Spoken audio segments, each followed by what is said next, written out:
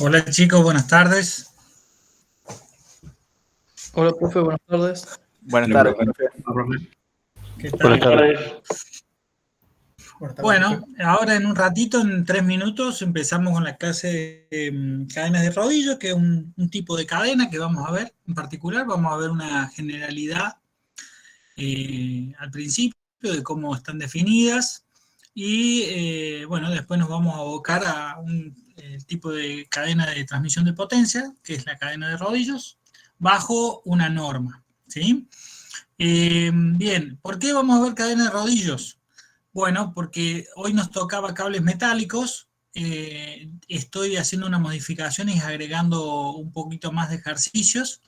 Así que vamos a hacer el trueque o el enroque con la clase de cables metálicos. Va a pasar al último y esta va a ser la clase que van a tener primero, ¿sí? Eh, Así que bueno, en unos minutitos largamos a las y cuarto y yo les voy a cambiar en la página, las fechas las voy a cambiar por supuesto después de que haya transcurrido la clase, así no nos confundimos, para la clase de consulta de cadenas también, así que bueno, la próxima vez que entren al LEB van a encontrar, digamos, en el orden que se están dando, se van a dar las clases, ¿sí? ¿Alguna pregunta? Buenas tardes, ingeniero. Yo tengo una consulta. ¿Las Sí. clases se pueden grabar y tener disponibles en el LEB? Se pueden grabar, sí. De hecho, esta clase ya está grabada. Yo no la he subido, pero se puede, no hay ningún problema. Si quieren, yo se las incorporo, digamos, en la lista que ustedes pueden descargar. Muy bien, muchas gracias. Bueno, muy bien.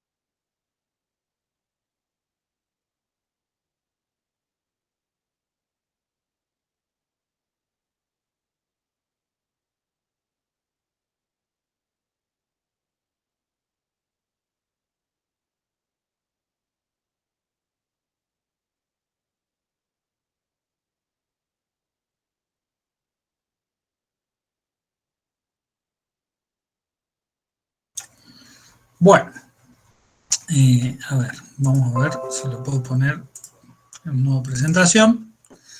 Bien, ahí se ve pantalla completa. Sí, profe, se está viendo cadena de rodillo. Bueno, Pantalla perfecto. completa, no, profe, disculpe. Se ve la presentación, pero no en pantalla completa. Bien, a la segunda hoja se ve. No. No. Profe, tengo entendido que desde PowerPoint, en el modo presentación no se transmite el Meet. Bueno, vamos a ver qué pasó acá. Y porque está. Y bueno, si no lo vamos a ver directamente. Ahí está, se está viendo la segunda hoja. Lo van a, Ahora se ve, dice cadena de rodillos y recién sí, había pasado a la segunda diapositiva que tiene un cuadro. Claro, en realidad lo que pasa es que está compartiendo, ¿cómo es? La pestaña de PowerPoint y no está compartiendo todo el escritorio. Eso es lo que pasa. Si comparte todo el escritorio, sí le vamos a ver cuando le da en presentación y se vea bien grande. vamos a ver eso. A ver.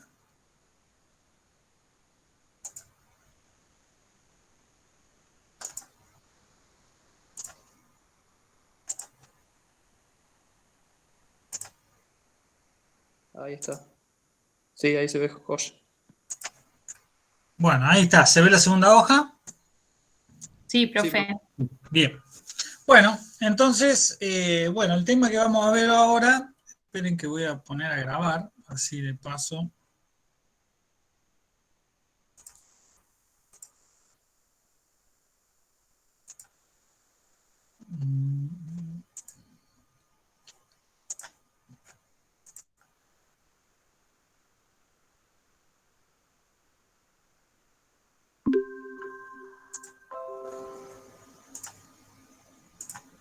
Bueno, ahí estamos bien, ¿se ve?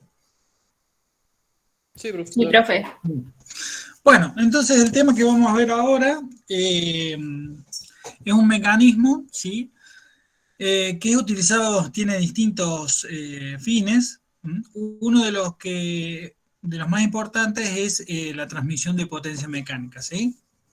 Nosotros, dentro de lo que es la definición de cadenas, vamos a ver este tipo de cadenas de rodillo que son ampliamente usadas en la industria. Y que vamos a tratar de determinar el mecanismo, o dimensionarlo, o diseñarlo, en base a lo especificado por una norma, que es la norma ANSI. Bien, entonces vamos a ver primero qué es una cadena. ¿Cuál es su definición? Entonces, bueno, en el primer texto tiene que la definición de una cadena es un elemento que está constituido por unidades básicas que llamamos eslabones, y esos eslabones están unidos entre sí, vinculados, de una forma que les permite un grado de libertad, o sea, vinculados con un giro, ¿sí? Entre ellos, o sea, pueden tener movimiento relativo, articulados, y a continuación uno de otro. Entonces, ese arreglo que hacemos nos permite que, mediante fuerzas de tracción entre esos elementos, transmitir potencia mecánica. Leyendo la definición, sería una cadena, un elemento articulado constituido por un conjunto de eslabones vinculados uno a continuación del otro, que permiten, mediante fuerzas de tracción, transmitir potencia mecánica. ¿Sí? Y eso encuadra un montón de diseños y de variantes con distintos tipos de funciones que pueden cumplir. Por eso hay una preguntita ahí que dice cómo se clasifican. Y bueno, la podemos clasificar a grandes rasgos por su función. Y ahí encontramos una división que es transmisión de potencia, transportadoras para carga y usos especiales. Dentro de lo que vamos a ver nosotros es la transmisión de potencia, y está las cadenas de rodillo, y la finalidad que tiene es básicamente transmitir potencia de un árbol al otro. O sea, hablando rápidamente para que se entienda, un eje a otro eje, ¿sí? En este caso nosotros le decimos que son árboles porque están transmitiendo potencia mecánica cupla a una determinada velocidad angular.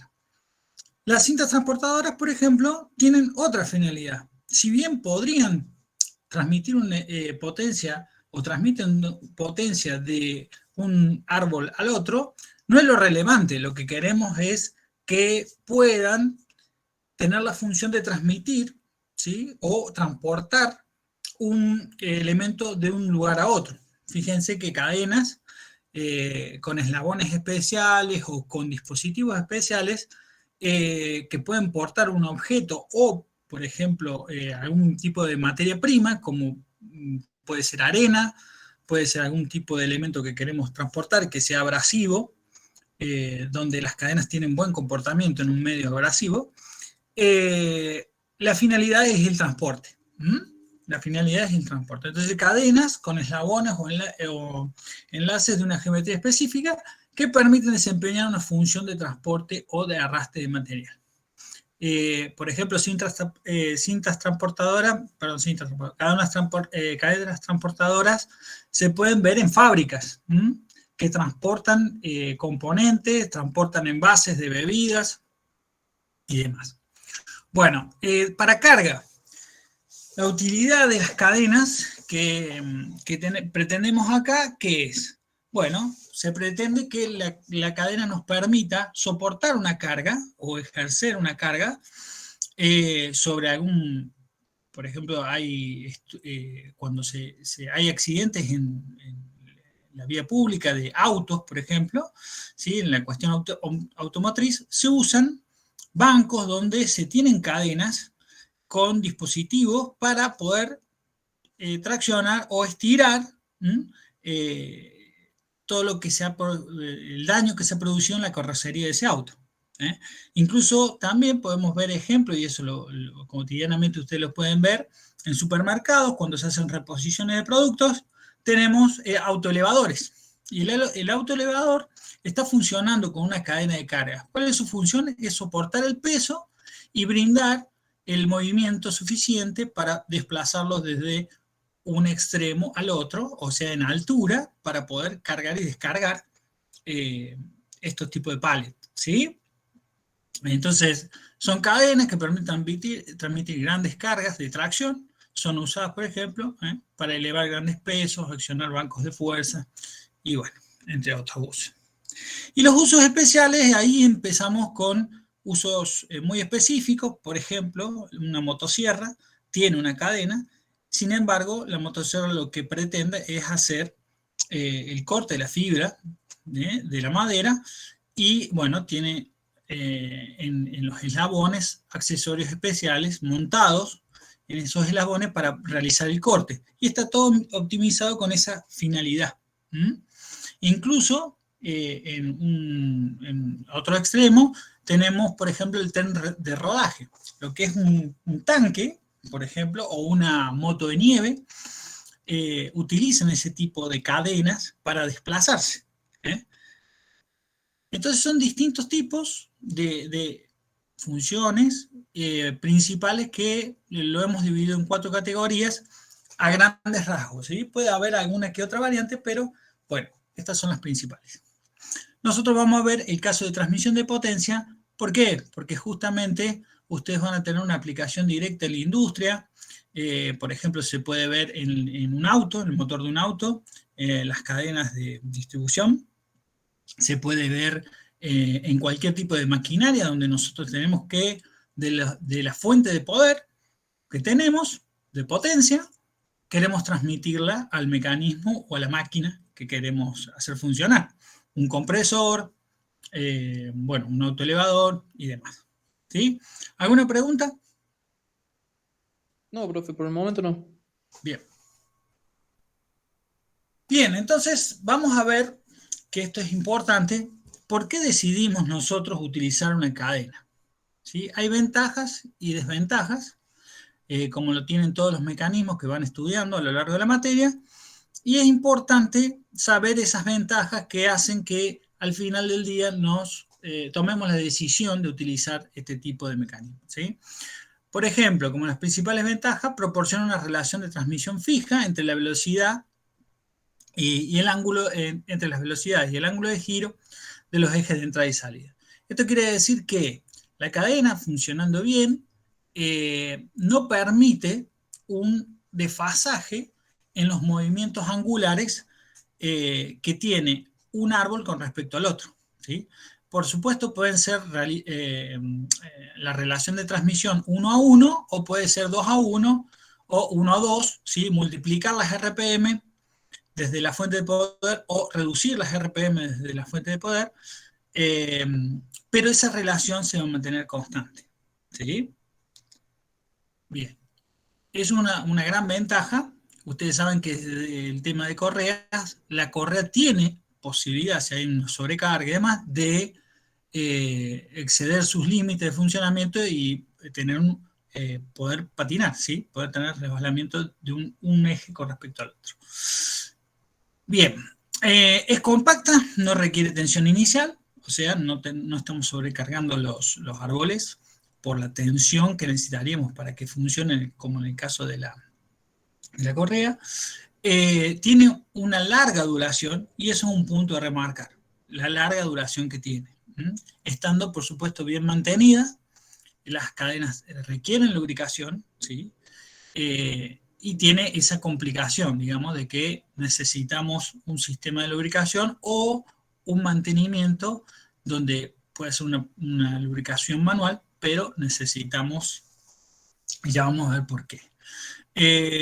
Bien, permite trabajar con menor distancia entre centros que las poleas, ¿sí? Y tiene una ventaja económica, digamos, en cuanto a los tamaños que necesitamos o las distancias que necesitamos entre centros. Es fácil de instalación y ante una rotura de uno o varios eslabones es simple el arreglo, también se pueden reparar. Bueno, otro punto importante que a lo mejor después lo podemos charlar, pero es que el material con que están constituidas se puede reciclar. Generalmente las cadenas industriales están hechas en acero, aleaciones de acero, así que es totalmente reciclable, que no es una cosa menor ahora. Y son poco sensibles al medio que trabajan, es otra ventaja muy importante. ¿Por qué encontramos cadenas, por ejemplo, en bicicletas? Podemos encontrar cadenas en motocicletas.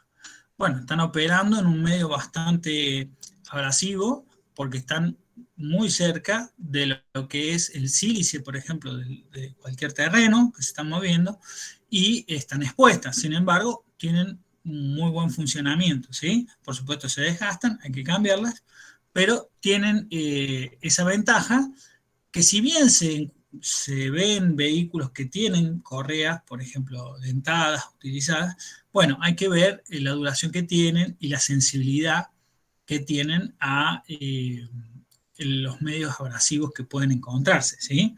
Seguramente deberán tener un cobertor, porque si incorporamos algo de abrasivo de tierra, de polvillo, degrada mucho el funcionamiento.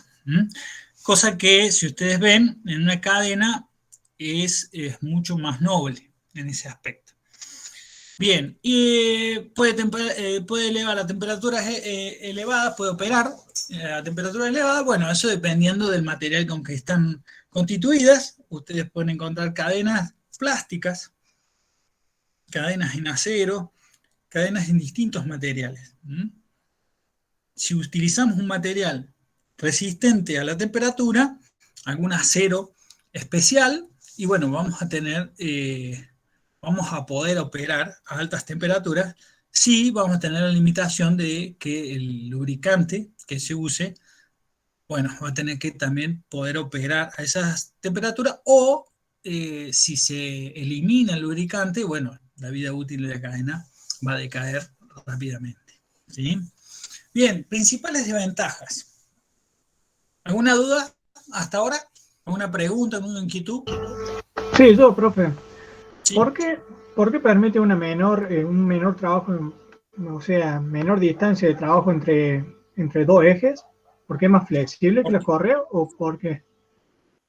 No, porque la correa, ustedes cuando calculaban el ángulo de abrazado en función de las distancias, y toda la teoría de correas hace que ustedes tengan que tener cierta distancia entre las poleas, y la cadena no funciona de esa forma, digamos. La cadena está alojada, la cadena rodillo lo vamos a ver, cada rodillo entre el valle entre dientes, y la tensión entre una rueda dentada, una caterina, y la otra, de un extremo al otro, ¿sí? No depende, digamos, de la distancia que estén. O sea, lo podemos acercar lo suficiente para que no estén tocándose las ruedas. O sea, la distancia es mucho más chica.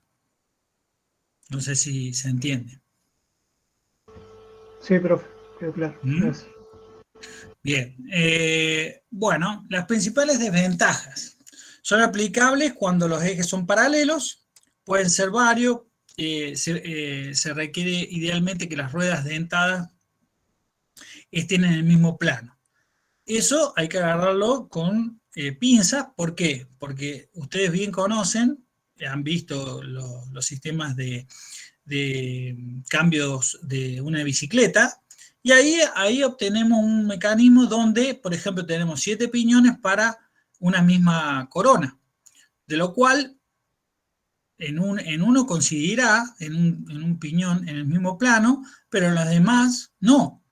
Y ahí tenemos que la cadena puede permitir eso, la cadena está preparada para absorber una pequeña desviación, una vez que sí está, por supuesto que también está todo el sistema de cambio, donde orienta la cadena para sostenerla en ese trabajo, ¿no? Pero hay que hacer una aclaración. Están trabajando en planos paralelos que no están en el mismo plano, pero levemente a una pequeña distancia entre esos dos planos paralelos, ¿sí?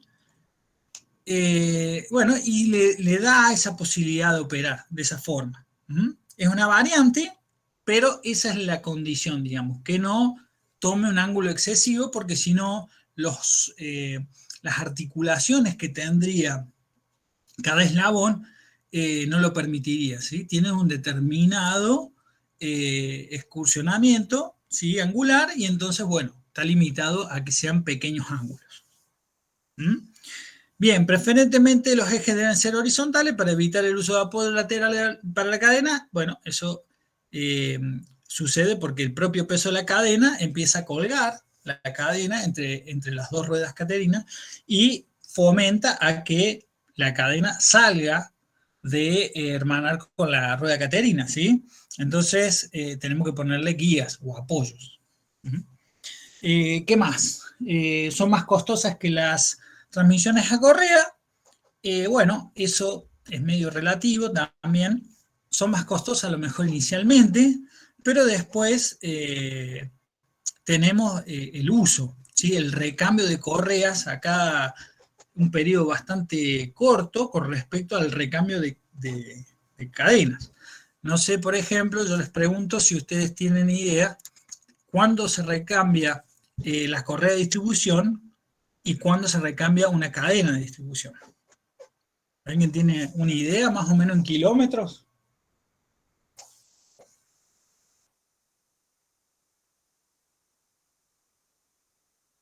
No.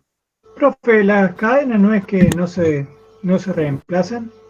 La cadena en teoría no se reemplaza, pero se recomienda 80.000, Sí, 120.000 kilómetros, más o menos. Una correa puede estar entre 60.000 y 120.000 kilómetros, dependiendo, ¿sí? De cómo fue su diseño y, bueno, y de las distintas prestaciones de las correas comerciales. Pero la cadena de distribución, en general, acompaña la vida del motor. Entonces, ustedes tienen unos cuantos cambios de correa por una sola cadena, porque los motores duran muchísimos kilómetros, por lo menos vamos a decir como una cifra, porque van variando también, pero por ejemplo podría trabajar 400.000 kilómetros tranquilamente, con un número elevado, cambiamos unas cuantas correas y la cadena sigue en servicio, ¿sí? Después hay que controlarla a la cadena, si está en muy buenas condiciones, a lo mejor se puede seguir usando o se recambia. Cuando se hace el motor, que tiene su lógica, ¿no? De decir, bueno, está todo listo, operativo para poder seguir funcionando por un periodo grande de tiempo. Entonces, el costo es relativo, ¿sí? Ahí puede ser inicialmente un poco más costosa y después al final del día puede ser que en el uso, en la operación, sea más barata. Bien, lo digo a esto porque ustedes van a encontrar autos que usan, y son autos, por ejemplo, de pequeña cilindrada, no vehículos que tienen, o vehículos utilitarios que tienen mayor potencia y que requieren un uso continuo. Autos pequeños que tienen cadenas, y bueno, tienen todo ese tipo de ventajas, ¿no? Bien, necesitan un buen mantenimiento, con limpiezas periódicas y lubricación adecuada. Bueno, ustedes eso lo ven en cualquier tipo de motocicleta o de bicicleta, donde hay que limpiar periódicamente la cadena y lubricarla. También vienen sistemas ya un poquito más evolucionados, donde puede ser un baño de aceite, puede ser inyección de aceite a presión, y eso va en función de las prestaciones que pretendemos de la cadena, porque cuanto más exigida está, ya vamos a ver en sus componentes, hay partes que hay que lubricar, ¿sí? Bien, para prevenir su desgaste. Para absorber los alargamientos se disponen de eje de modo que pueda tensarse la cadena o bien montar un piñón tensor en el ramal flojo. Eso es simplemente un tensor. Nosotros podemos calcular la longitud de la cadena que nos hace falta en función del tamaño de la rueda caterina o la rueda con la relación de transmisión que estemos usando. Puede ser un piñón o una corona. Podemos calcular la longitud de cadena justa para eso, ¿sí? Pero también podemos tener una longitud mayor y usar un tensor. Si dejamos un ramal flojo, tenemos problemas de vibración, de choques que puede generar la cadena, ¿sí?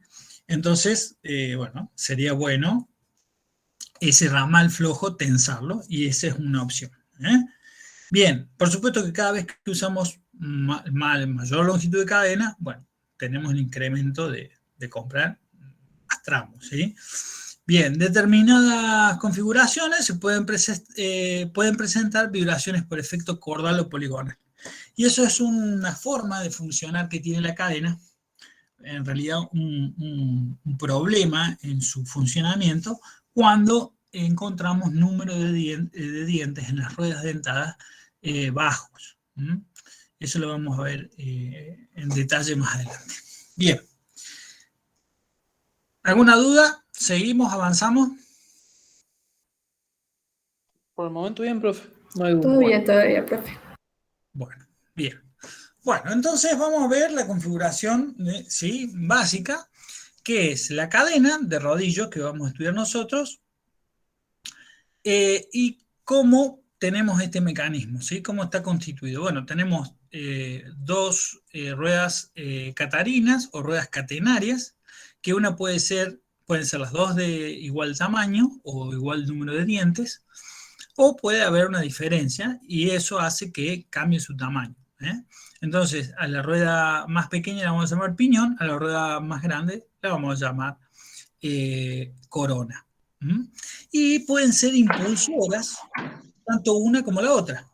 Impulsoras quiere decir que tienen la potencia acoplada y es la que va a generar el movimiento, ¿sí? Va a disponer, digamos, o va a aplicar la potencia al mecanismo. Fíjense que en el caso del piñón, en una bicicleta el piñón es conducido, porque nosotros estamos aplicando sobre la corona, con los pedales, y estamos haciendo, bueno, erogando alguna potencia, ¿sí? Y el piñón impulsor en el caso de la moto. Estamos en el caso inverso.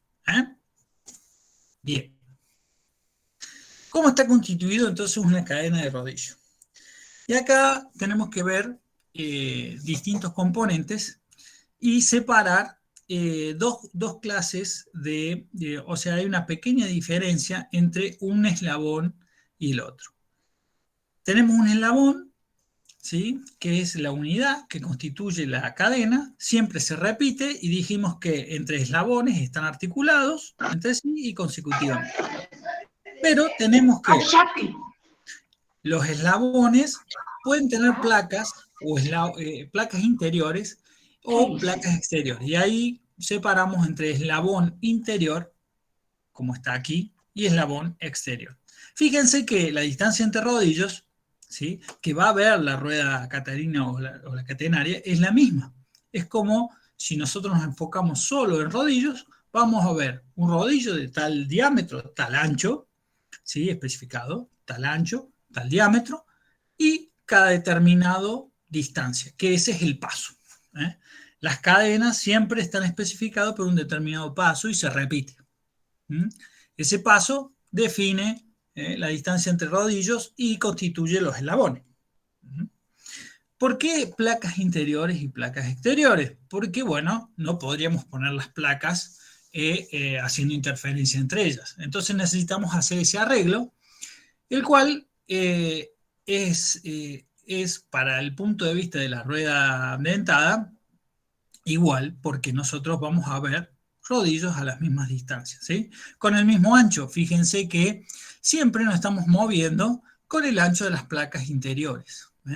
Si bien tenemos placas externas o exteriores para formar el bulón exterior, el eslabón exterior, no va a estar en contacto con la rueda dentada. Bien, ¿cómo armamos entonces esa consecución de eslabones? Bueno, fíjense, tenemos cómo constituimos entonces un eslabón interior. Bueno, el eslabón interior tiene, como se ve aquí en el corte, las placas interiores a las cuales se utiliza un casquillo, ¿sí? Un casquillo, donde va sunchado a la placa, ¿sí? O sea, va colocado a presión entre la placa exterior y el casquillo, y la otra placa exterior. Entonces ahí tenemos este conjunto que se ve aquí, que es la placa interior y el casquillo. Y antes de cerrar este conjunto, hemos colocado el rodillo. El rodillo va alrededor del casquillo.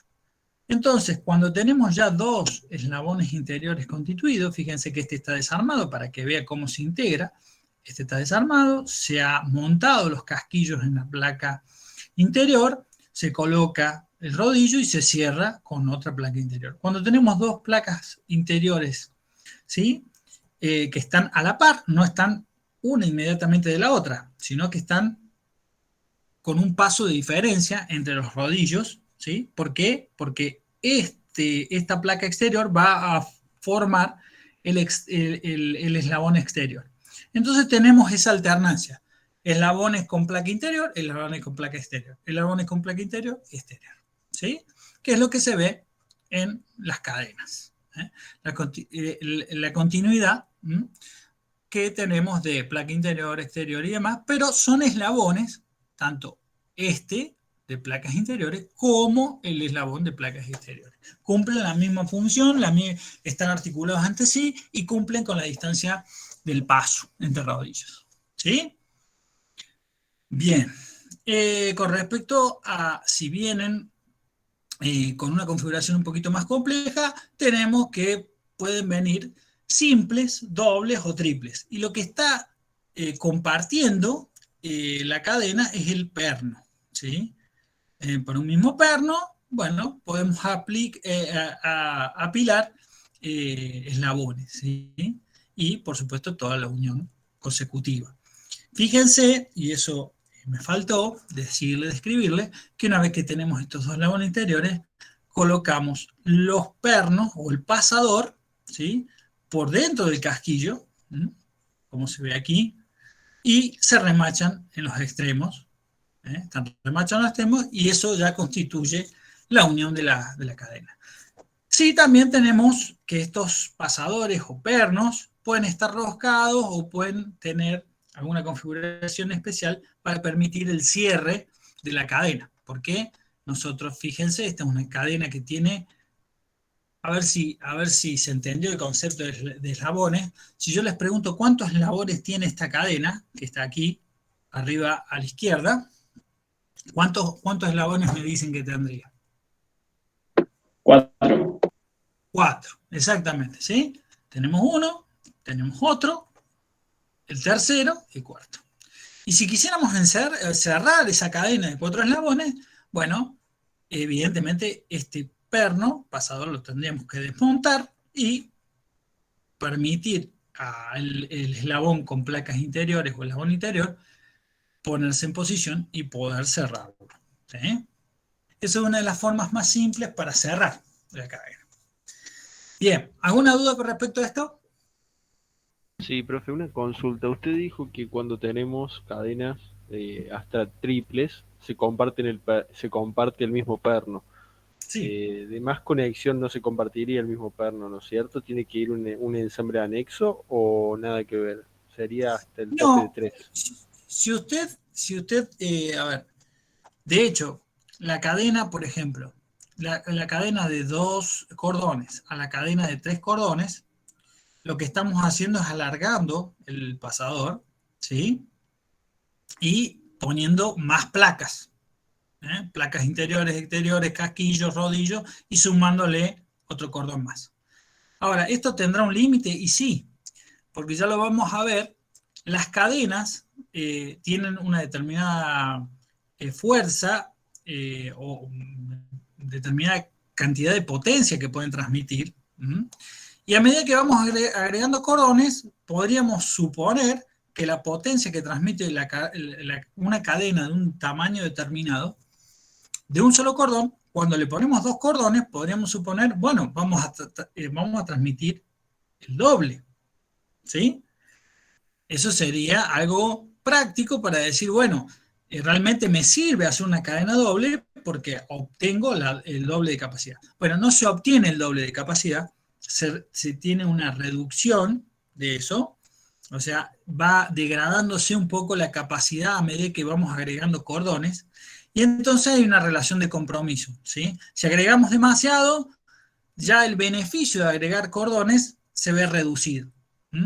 Por lo tanto, hay un límite, sobre todo porque un solo elemento está soportando más carga, si bien está distribuido en distintas zonas, pero tiene esas limitaciones. Entonces, bueno, por eso es que no vamos a encontrar de anchos, hay más anchas, sí, hay más cordones, pero no es una tendencia general. Aparte, aumenta el precio, el costo. No sé si eso responde su pregunta. Claro, sí, sí, por ese lado digo la pregunta, porque tenía entendido que el mismo perno era hasta 3, después un anexo que une a otro perno anexo para ir formando, elongando, alargando. Entonces, claro, por eso preguntaba.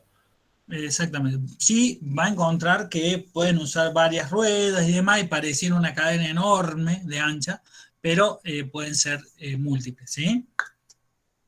Hay una limitación en el propio armado, digamos, y en la resistencia de los componentes. ¿Bien? Profe, Sí. yo tengo una duda. ¿El pasador siempre va junto con la placa exterior para formar el eslabón exterior y el resto de los componentes para el eslabón interior? Sí, porque esa configuración no nos queda otra que, digamos, ¿cómo podríamos unir estos dos eslabones de placa interior? Hay una variante, que ya la vamos a ver, para poder cerrar la cadena cuando nos quedan dos eslabones interiores, ¿sí? Pero el eslabón cambia su forma y hay una deformación o una conformación de las placas donde va desde interior a exterior para que se puedan cerrar. Entonces, necesariamente necesitamos movernos con placas exteriores para poder alojar el perno o el pasador y poder hacer la unión. Perfecto, muchas gracias. Bueno, ahora vamos a ver eso en este tipo de imagen, ¿sí? Donde este es un eslabón acodado y lo vamos a ver por lo siguiente. Si yo, en esta imagen, vamos a volver un poquito atrás, quisiera unir esta cadena de 4 eslabones que tiene un número de eslabones par, no tendría mucho inconveniente porque acercaría, ¿sí?, el casquillo de este otro extremo, separo el perno, vuelvo a introducirlo y ya estaría hecho la unión. Así que por múltiplos pares de número de eslabones, bueno, no tendría problema. El tema es cuando es impar, porque fíjense, tenemos 1, 2 y 3. Y se vuelve a repetir. Si tuviéramos, en vez de 4, tuviéramos 5, vuelve a ser un eslabón de placa interior. ¿Sí? Entonces, ¿qué tenemos ahí? Bueno, ahí tenemos que hacer una adaptación. Cuando tenemos esa adaptación, bueno, no nos queda otra que usar este estilo de eslabón.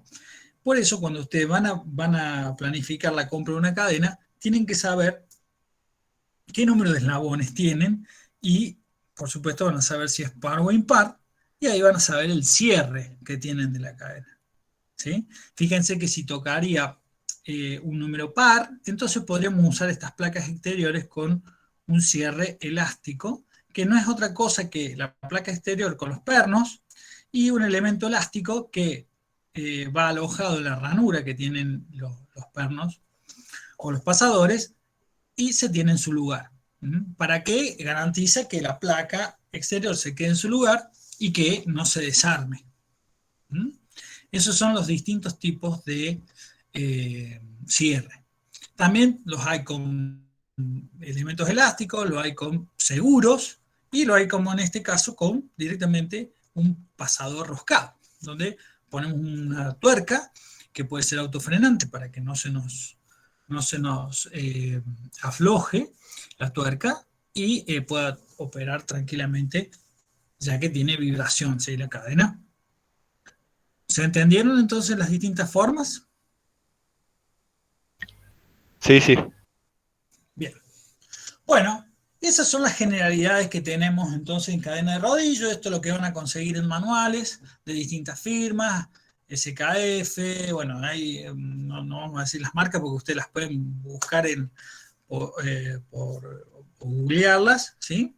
Y van a encontrar distintos fabricantes, también de China y demás, pero van a respetar las normas, ¿sí? Y las normas que nos vamos a basar nosotros es una norma americana, pero están estos estándares en general, todas las cadenas de rodillo para aplicación de potencia que digan o que estén implementadas para la industria, van a aclarar a las normas que están suscritas o que fueron aprobadas. Bien. Vamos a ver un poquito el funcionamiento, entonces. ¿Y qué relación tenemos con los diámetros de las ruedas catalinas o las catenarias y las cadenas? Las cadenas tienen un determinado diámetro de rodillo y tienen un determinado paso, o sea, una determinada distancia entre rodillos. Y esto va a estar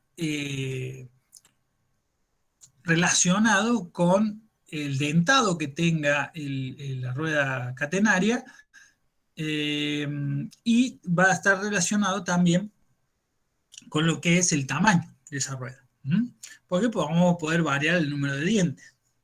Bien, entonces tenemos que en esta figura vamos a ver una cadena, ¿sí?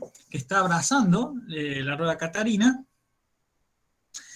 y está en movimiento. Está girando, la rueda tiene una determinada velocidad angular, y lo que vamos a ver es que el rodillo, ¿sí? Lo que se está viendo acá es que este rodillo de uno de los eslabones hace contacto con uno de los valles de los dientes que constituyen esa rueda dentada. Bien, y como la cadena se está desplazando, moviendo, vamos a encontrar que este rodillo se va a ir desplazando. ¿Y por dónde se va desplazando? Bueno, este rodillo se va a ir desplazando por un círculo de diámetro D, ¿sí? Que es el círculo de paso de la rueda catarina, que es el círculo donde pasan los centros de todos los rodillos. Por supuesto que estos centros van desplazando por el círculo, pero que el alejamiento entre rodillos se permanece constante, porque eso lo da el eslabón, y por supuesto los dientes también con su tamaño, y está la distancia entre centros, que es el paso, que es secante al diámetro de paso. O sea, tenemos el corte en un punto y en otro, y pasamos la recta es el paso, la distancia entre rodillos. Bien, y ese paso, cuando analizamos con respecto al eje de rotación, ¿sí? Analizamos que de ese punto de corte con el diámetro de paso y el punto consecutivo del rodillo, tenemos que podemos definir un ángulo gamma, ¿sí? Entre los dos. O sea, va a quedar siempre descrito un ángulo gamma que va a ser constante de rodillo a rodillo, que es el ángulo de paso de la rueda catarina. Entonces ahí podemos analizar entonces qué relación tenemos entre el diámetro de paso, ¿sí? El número de dientes de esa rueda, para poder sacar el diámetro de paso de esta rueda y darnos una magnitud, si elegimos un determinado diámetro de rodillo y un paso, de qué diámetro estamos hablando de la rueda. Para hacer eso, entonces ustedes tienen el detalle de el paso de la cadena, el diámetro de paso de la rueda catarina, el ángulo de paso, y decimos que si esto lo vemos un poquito más en detalle, vamos a ver que este contacto del rodillo con la rueda está en el nivel, en la distancia del radio, del paso, y que cuando sigue avanzando, llegamos a esta posición. La cadena siempre sigue horizontal, nada más que está variando un poquito su altura, y se ubica en esta posición, a ambos lados del eje vertical simétrico, donde el ángulo de paso está dividido en la mitad. Y ahí podemos hacer una relación trigonométrica para poder ver esta relación. ¿Cómo sería entonces esta relación? Bueno, sabemos que el diámetro sobre 2, que es este radio, va a ser igual, este diámetro sobre 2, por el seno de este ángulo, va a dar el paso sobre 2. ¿Sí? Tenemos este radio, este es el ángulo descrito, si hacemos el coseno de la vertical, si hacemos el seno, el cateto opuesto, por lo tanto, tenemos P sobre 2. Y podemos hacer esa igualdad. Por lo tanto, al despejar D, tenemos una relación del paso y el ángulo. El ángulo lo podemos determinar, ya que está en función del número de dientes, va a ser los 360 grados sobre el número de dientes. Al estar el 2, bueno, se nos simplifica y nos queda 180 grados sobre M. Entonces, cuando tenemos una rueda, o mejor dicho, tenemos una relación de transmisión que cumplir y sabemos los números de dientes, por ejemplo, de las ruedas catarinas, y tenemos una elección de una cadena, con el paso y el número de dientes ya sabemos qué diámetros de paso estamos hablando, ¿sí? De qué dimensiones van a tener estas ruedas catarinas o catenarias. ¿Se entendió? Sí, profe. Bien. Otra definición que hay, que es muy importante, es la velocidad de desplazamiento media de la cadena. Si yo les hago el detalle de que esta distancia va a estar variando, porque fíjense que la cadena está tensa, ¿sí? Sale horizontal hacia la izquierda, y cuando el rodillo va rotando hasta esa posición, hay un cambio de altura. Puede ser mínimo o puede ser relevante si el número de dientes es pequeño. Pero si teniendo un número de dientes muy elevado, bueno, la verdad que lo que va a desplazarse bajando la cadena es muy poco, ¿sí? Lo mismo, eso ocurre. Y esa velocidad con que se están desplazando los rodillos o los eslabones va variando, ¿sí? No es lo mismo esta velocidad tangencial que encontramos el R por el omega de la rueda, que suponemos que es constante, podría estar variando, pero vamos a suponer constante para facilidad, y que al ser constante, en este punto, si vemos el radio instantáneo, porque la dirección sigue siendo horizontal, es más reducido, por lo tanto, la salida de la cadena o la entrada de esa rueda disminuye. Entonces ahí tenemos una variación de la velocidad. Pero nosotros tratamos esta velocidad como una velocidad media de la cadena para simplificar el cálculo, y aparte porque sí es verdad que se cumple. El desplazamiento medio de las ruedas va a tener que ser igual, la velocidad de desplazamiento promedio, ¿sí? O media, perdón. Entonces, la velocidad de desplazamiento media de la cadena está definida como que la velocidad es distancia sobre tiempo. Nosotros, ¿cómo obtenemos distancia en cuanto a cuánta cadena vamos a ver pasar? Si nos paramos a la entrada o a la salida de la cadena, vamos a ver que está pasando cadena, eslabones por velocidad, perdón, eslabones por determinada cantidad de eslabones por tiempo, y que esos eslabones tienen distancia. Por lo tanto, podemos hacer esa cuenta de decir, bueno, cuánto está relacionado, por ejemplo, el paso, el número de dientes de la rueda, pues sabemos, al saber el número de dientes de la rueda, sabemos cuántos eslabones han pasado, y si sabemos el número de RPM de la rueda, al dividirlo por 60, nosotros tenemos RPS. Y ahí tenemos la velocidad media de la cadena. ¿Se entiende? Al contar el número de eslabones que están pasando en la cadena, digamos, ¿sí? Para un determinado número de dientes de esa rueda. Esto es importante, ¿por qué? Porque al igualar las velocidades, nosotros de las dos ruedas que estamos transmitiendo en cada árbol, podemos hacer entonces los cálculos de cuántas RPM tenemos en una rueda con respecto a otra, si hay un cambio de dientes. Bien. ¿Está bien? ¿Avanzamos? Sí, profesor, entendió. Bien. Bien. Esto nos va a ayudar a resolver los problemas y vamos a ver ahora un poquito en detalle el efecto cordal o poligonal de la cadena.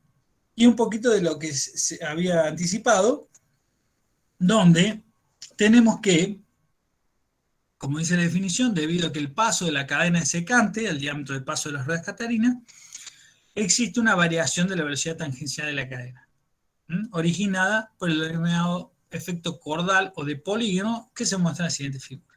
Entonces, ahora lo estamos viendo hacia el otro lado, la rueda catarina o rueda dentada está girando, ¿sí?, con una determinada velocidad angular, y lo que vamos a ver es que cuando el rodillo se ubica en la posición vertical, tenemos un radio, un R máximo, que es el diámetro de paso sobre 2. Pero cuando tenemos el R', en la posición más baja de salida de la cadena, ahí ya tenemos una componente, ¿sí?, de ese radio. Y tenemos la variación entre máximo y mínimo, que se puede ver acá. La velocidad máxima es R por omega, despejando tenemos B máximo, todo en función de las RPM de la rueda, el paso y el número de dientes. Y si tenemos R', vamos a tener esta ecuación. Por lo tanto, de todo este análisis podemos ver un resumen en este gráfico que dice el número de dientes de la rueda y la variación cordal de velocidad. Y ahí empezamos a tener problemas cuando el número de dientes baja. ¿Por qué? Porque al tener mucha variación entre la velocidad mínima y máxima, para variar las velocidades, ¿qué hace falta?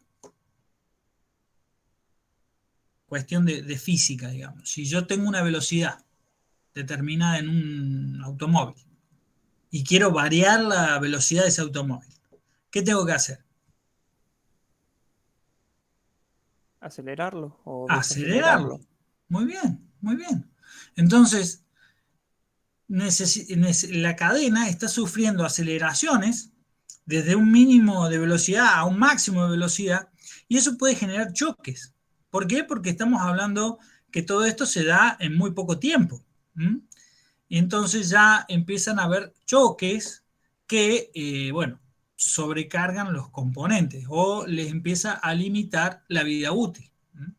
Todo lo que sean aceleraciones grandes, vibraciones que se pueden producir porque este mecanismo está trabajando de esta forma, hace que la vida útil del mecanismo baje mucho. Y lo van a ver en las tablas donde describen las performances de las cadenas ANSI, porque es notable, digamos, ¿sí? Es notable cómo los coeficientes van corrigiendo por el número de dientes. Bien. Otras generalidades más con respecto a las cadenas tienen eficiencia óptima para relaciones de transmisión 6:1. Si nosotros necesitamos mayores de 6:1 en esa relación de transmisión, podemos hacer distintos tipos de arreglos, como se muestran en las figuras, donde logramos relaciones de transmisión mayores sin separarnos de un funcionamiento óptimo de la cadena o tratando de utilizarlas en su punto donde tienen mayor rendimiento. Es buena práctica utilizar ruedas impulsoras con 17 dientes. Eso lo vamos a ver también, sale en la tabla. Para 17 dientes, el factor de corrección por número de dientes es 1. Y después, si aumentamos, el factor empieza a aumentar bastante con número de dientes altos. Y para números mayores, números menores a 17, empieza a penalizar la potencia que puede transmitir la cadena. Bueno, por supuesto, ustedes van a encontrar un montón de mecanismos de este tipo que no respetan esta regla. Es simplemente consejos, ¿sí? O el ideal que debería seguir, pero bueno, no siempre estamos en esos puntos, ¿sí? Bien, lubricación de las transmisiones, distintos tipos de lubricación que tenemos según la norma que vamos a ver, el A, el B y el C, por goteo, por baño de aceite y por bomba. ¿Por qué tenemos estos distintos tipos? Bueno, porque la cadena, al ser cada vez más exigida, al trabajar cada vez con mayores tensiones o mayores esfuerzos, necesita tener lubricante entre sus componentes. Por ejemplo, los componentes que tenemos en contacto son el perno con el casquillo, donde se están haciendo fuerzas de fricción entre esos componentes. También vamos a tener algo de fricción en los rodillos, entonces, y distintas fuerzas entre ellos. Las placas, por supuesto, hay fuerzas de compresión y entre las placas están sometidas a tracción. Entonces, necesitamos llevar lubricante entre esas partes para poder prevenir el desgaste excesivo entre esos componentes. Se deben utilizar aceites que penetren en los intersticios de los eslabones y los pasadores. Eso es lo que está queriendo decir. También hay que aclararlo, que las cadenas en su fabricación tienen un baño de grasa, por ejemplo, o un componente lubricante especial. Y algunas incluso están blindadas, que tienen ya ese lubricante incorporado y que tienen sellos para que no pueda ingresar algún contaminante y además no pueda salir el lubricante que tiene. Bien. Profe, ¿esa clasificación que está ahí es por la norma ANSI o es general a todas las normas? Esta norma en particular la tiene especificada así. Puede haber alguna variante, depende, por ejemplo, de las cadenas de petróleo, si tengan algún tipo de lubricación. Esta es para cadenas de rodillo de uso industrial en general, pero hay variantes en la lubricación, depende de la aplicación específica, ¿sí? Pueden encontrar. Pero estas son las más generales, las más utilizadas. Ah, listo, perfecto. Bueno, gracias. Bien. Bueno, ¿qué nos queda? Nos queda ver un tema que es el cálculo de la longitud de cadena. Y la longitud de cadena está relacionada con ¿qué cosa? Bueno, la distancia que tenemos entre centros de los árboles en este mecanismo y lo que es el tipo de cadena que elegimos, que eso nos va a determinar el paso, ¿sí? La distancia entre rodillos, y el número de dientes de las ruedas catenarias. Entonces, ahí esta ecuación, en su versión más simple,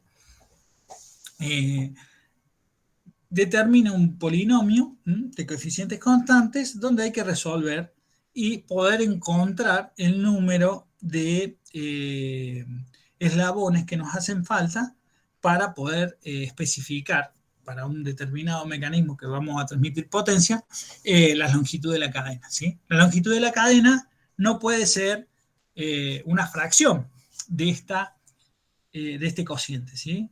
¿Por qué? Porque no podemos pedir medio eslabón. Tienen que ser múltiplos, pares o impares de eslabones. Por eso hacemos y atendemos esta ecuación donde nos va a decir, bueno, puede ser que nos dé un número fraccionario, lo cual vamos a redondear y vamos a encontrar una nueva distancia entre centros que se ajuste a ese número entero. Bien, y acá hay un apartadito o un texto que está en color que explica un poquito qué sería bueno en el dimensionamiento de un mecanismo de este tipo cuando se pretende un uso realmente prolongado y lo da desde el punto de vista del desgaste. ¿Sí? Dice, la transmisión debe configurarse con una cadena de longitud igual a un número par de pasos acoplada a un piñón y una corona con un número impar de dientes. Se asegura así una distribución uniforme del desgaste, tanto de la cadena como de los dientes de las ruedas. Si se usa un piñón con un número par de dientes, el mismo rodillo cae en la misma entalladura del piñón, lo que provoca que no exista una compensación en el desgaste.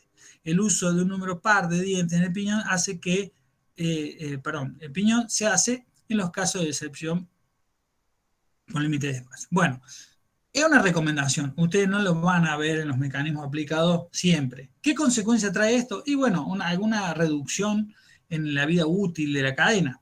¿Por qué? Si ustedes se imaginan en un mecanismo donde un rodillo ha sufrido un daño, ¿sí? Por ejemplo, una incrustación, ¿sí? Una piedrita, un sílice, arena, el cual ese rodillo siempre hace contacto con el mismo valle entre dientes, va a profundizar cada vez más o va a hacer cada vez más severo el desgaste en esa zona. Si ese rodillo va rotando entre los valles, ¿sí? Por la configuración que tiene, bueno, va a distribuir ese desgaste y vamos a poder, digamos, prolongar o estirar lo más que se pueda el uso de esa cadena, distribuyendo ese desgaste en todo el mecanismo, ¿sí? Y no concentrándolo en un punto, lo cual si ese punto falla, ya falló el mecanismo y no lo podemos seguir utilizando.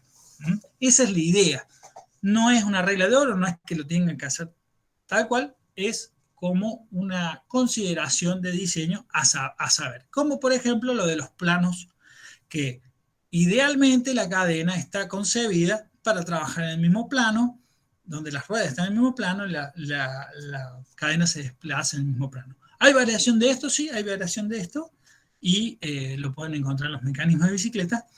Pagan un pequeño precio, a lo mejor, por trabajar de esa forma. Como la cadena tiene la virtud de que tiene una gran duración, bueno, a lo mejor no es relevante, ¿sí? Dentro de los datos para solicitar la cadena, entonces podemos resumir la longitud, un múltiplo entero de paso, el paso, ¿sí? ¿Qué paso es? Nosotros ese paso lo estamos determinando por el número de ANSI de la cadena, que lo vamos a ver, el ancho interior del torón o cordón, que también lo da en la norma, el diámetro del rodillo también está especificado, la cantidad de hilera, sí, simple, doble o triple, la podemos elegir nosotros, o la vamos a tener que especificar, y especificar el tipo de unión en los extremos en que se va a utilizar la cadena. Eso lo sabemos, porque lo que estuvimos charlando, si era par o impar, si vamos a necesitar un eslabón acodado o no. ¿Sí?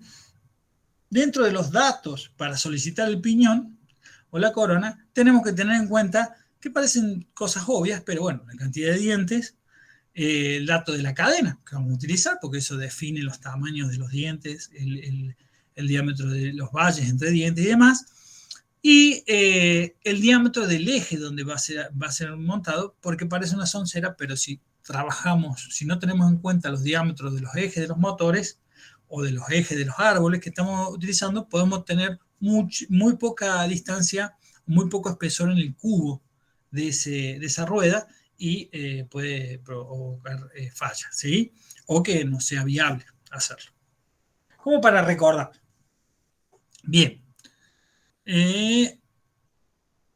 Dentro de las normas que pueden ustedes buscar y ver las diferencias, bueno, ahí están la ABS, la British Standard, normas alemanas, la ANSI, la American National Standard Institute, y bueno, la IRAM. La IRAM es nuestra, el Instituto de Racionalización Argentina de Materiales, que en general toma otras normas y las adapta al uso y costumbre de nuestro país, digamos. O sea, la adapta a el mercado nacional. Bien, bueno, la norma que vamos a utilizar entonces es la norma ANSI B291-1975. Si bien tiene una fecha, tiene sus años, pero es la norma que se basan muchísimos fabricantes de este tipo de mecanismos. Y bueno, nosotros en la compra podemos verificar si, en la compra de un elemento comercial de estos, podemos verificar si cumple norma ANSI o no. También hay que hacer una aclaración de que pueden haber distintas metodologías de cálculo. La norma, por supuesto, como tiene muchísimos ensayos sobre estos elementos y garantiza, cuando un elemento fue aprobado por esta norma, garantiza la performance que especifica, puede haber catálogos de fabricantes y demás que tengan un cálculo aún más minucioso o que le puedan sacar un poquito de mayor rendimiento, digamos, porque es un cálculo un poco más fino. Eso lo van a encontrar seguramente, pero este es el cálculo básico simple, donde no vamos a tener problema cuando el elemento estándar lo cumpla, y pueden, por supuesto, servirse de los métodos más actualizados de los fabricantes que les aconsejen. Bien. ¿Hasta ahí alguna duda? ¿O empezamos a explicar lo que es las tablas? Por el momento no, profe. O yo Bien. personalmente. Bien. Bueno, entonces acá tenemos lo que es una tabla de cadena de rollo normalizadas de la norma ANSI, donde tenemos en columnas y en filas. En columnas, la primera columna tenemos el número de cadena ANSI, que va aumentando, ¿sí?, hacia abajo, 25, 35 hasta 240, y ese número está determinando ¿qué cosa? Bueno, tenemos toda la fila a la derecha, donde vamos a encontrar el paso que tiene, el ancho, la resistencia mínima tensión, el peso medio, el diámetro del rodillo, el espaciamiento entre torones, ¿sí?, o cordones. Entonces tenemos todos esos datos para servirnos para los cálculos. Entonces cuando nosotros determinamos una cadena, ya estamos fijando la distancia entre rodillos, la distancia, el diámetro del rodillo, bueno, y todas las características que tienen, el ancho. Y por supuesto, las ruedas caterinas van a estar acompañando a este tipo de cadena que hemos seleccionado.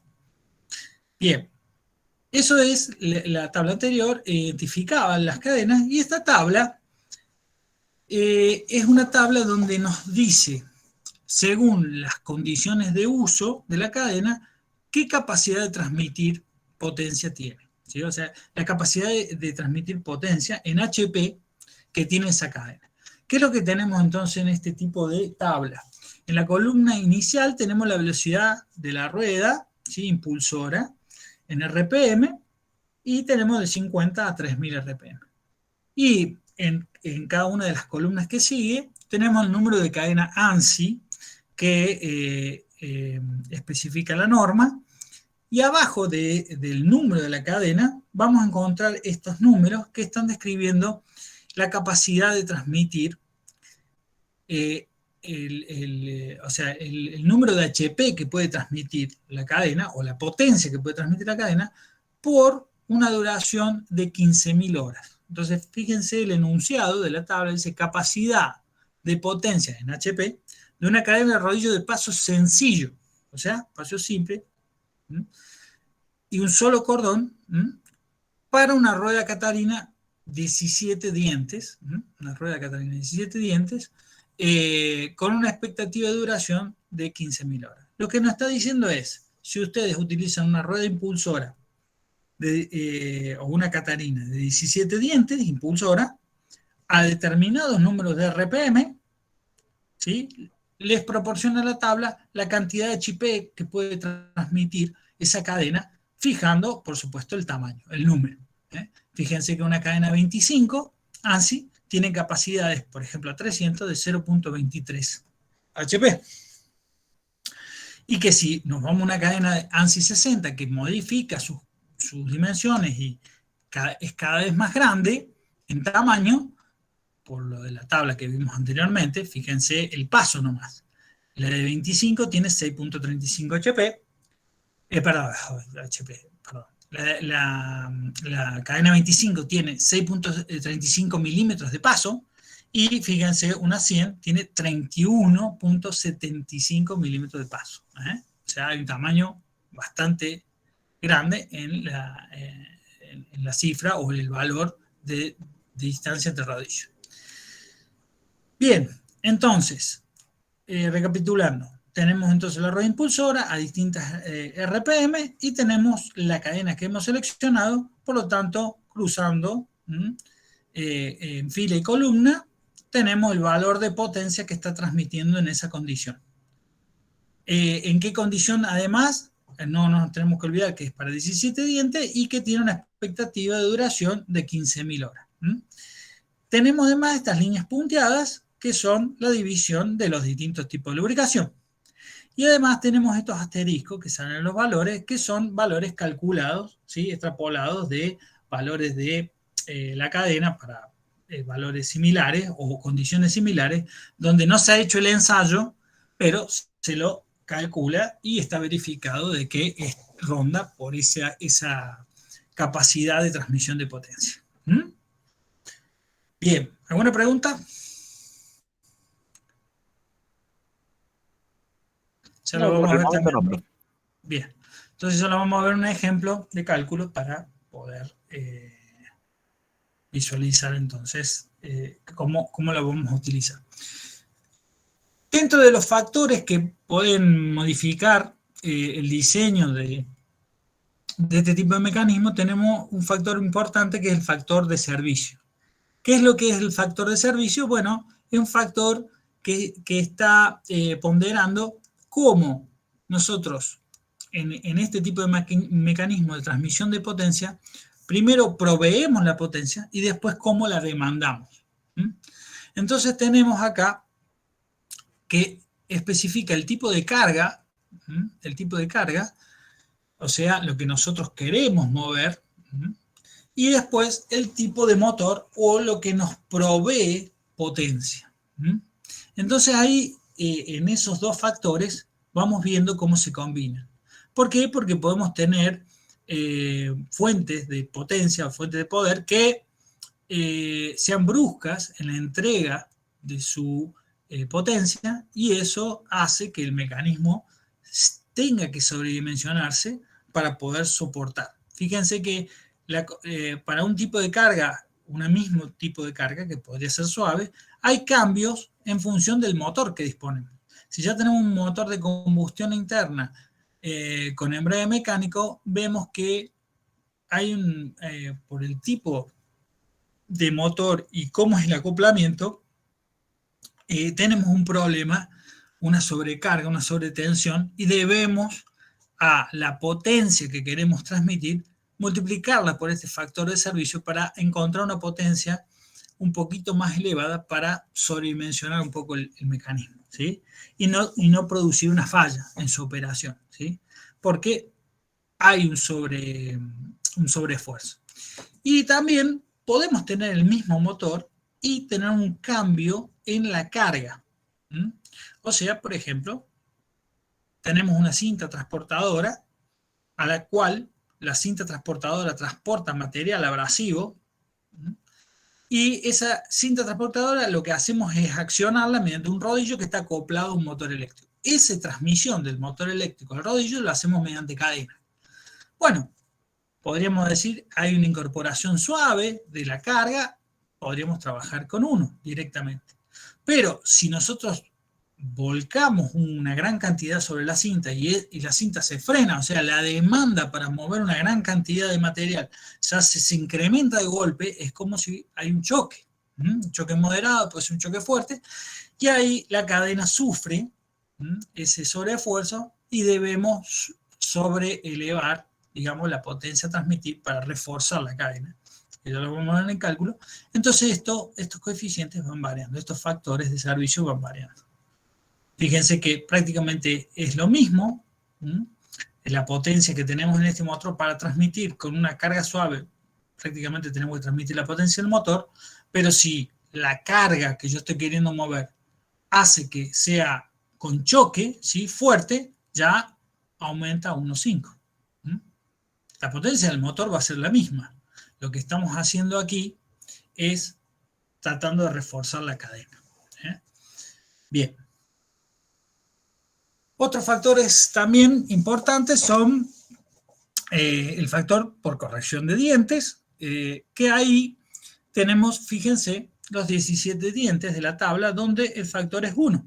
Dijimos que esa tabla estaba pensada para el número de dientes de la rueda impulsora y que para 1 es los valores que vemos en la tabla. Si decidimos tener una rueda impulsora menor a 17 dientes, lo que ocurre es que empezamos a degradar. Este factor va multiplicado directamente a la potencia que estamos leyendo en la tabla, por lo tanto nos degrada, nos reduce la potencia que puede transmitir esa cadena. Y si ustedes ven, si aumentamos el número de dientes de las ruedas, tenemos que el factor se incrementa muchísimo. Fíjense, de 17 a pasar a 60 dientes, que ya es una rueda muy grande, dependiendo del paso, pero tenemos una multiplicación de 2.8 en la potencia que podemos transmitir. Por lo tanto, los ejercicios de cadena no son de una sola respuesta, ¿sí? Hay muchas configuraciones que podemos armar, incluso combinando con el número del factor de corrección por torones, el K2, y ahí también tenemos otra combinación. ¿Por qué? Porque podemos elegir determinado número de dientes en la rueda impulsora, podemos determinar que la cadena no sea simple, sino que sea doble o triple, de lo cual vamos a ver que aumentando el número de cordones, vamos a tener el factor K2 que va a estar multiplicando la potencia que puede transmitir la cadena. Y fíjense que cuando aumentamos al doble el número de cordones, no está directamente relacionado, ¿sí? O sea, no aplica multiplicar por 2 la capacidad de la cadena, sino que se ve reducida en un porcentaje. Y así a medida que vamos aumentando el número de dientes. Bien. Bueno, estaríamos para empezar a revisar el primer ejercicio, cómo se hace. Lo que sí les voy a pedir 10 minutitos para descansar la voz. Si les parece, entonces, a ver, son las 8:29, a las 8:40 retomamos para ver el ejercicio. ¿Sí? Ok, profe. Ok. Bueno, profe. Bueno, muy bien. Bueno, profe.